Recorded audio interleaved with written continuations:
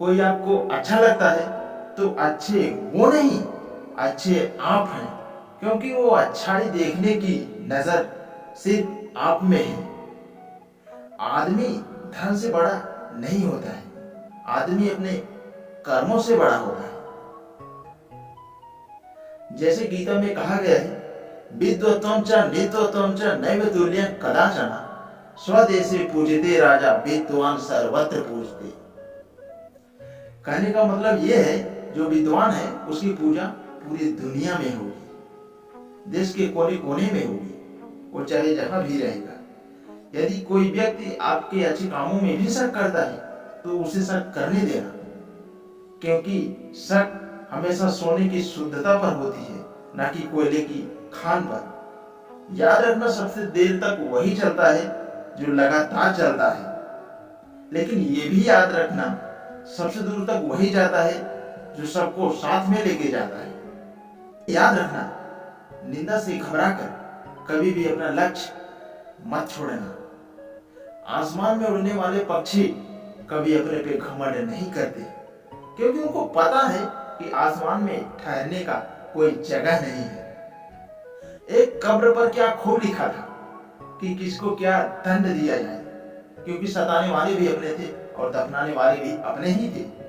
जिंदगी एक खेल है, अब ये आपको डिसाइड करना है, आपको खेल बनना है या फिर खिलाड़ी। यदि आपके साथ कोई गलत करे तो ये जरूरी नहीं है कि आप भी उसके साथ गलत ही करें। इस दुनिया में बातों का मतलब सब जानते हैं, लेकिन मतलब की बातें कोई नहीं समझता। हार नहीं मानना है, स्ट्रगल करते जाओ करते जाओ करते जाओ, इतना कर दो कि सफलता आपके कदमों में झुक जाए। क्योंकि कहा गया है कि मानव जब जोर लगाता है पत्थर पानी बन जाता है। तो ऐसा ही जोर लगाओ कि सफलता आपके कदमों में झुक जाए। बदलने हो तो अपने रास्ते बदलो, अपने इरादे कभी भी मत बदलो। हमेशा कहते हो ना, जब ये खास समय आएगा तब ये काम करूंगा। याद रखना, आपके जीवन में कभी भी खास समय आएगा ही नहीं। जिस टाइम में आप हो उसी को खास बना दो, क्योंकि ऐसा खास टाइम कभी आएगा ही नहीं। अगर सच्चे दिल से वो चाहत हो कुछ पाने की, तो सितारे भी अपनी जगह छोड़ देते हैं। जीतूंगा मैं, ये खुद से वादा करो।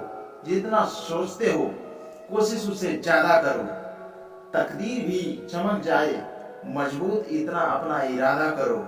और कहते हैं कि निगाहों में मंजिल थी, गिरे और गिरकर संभलते रहे।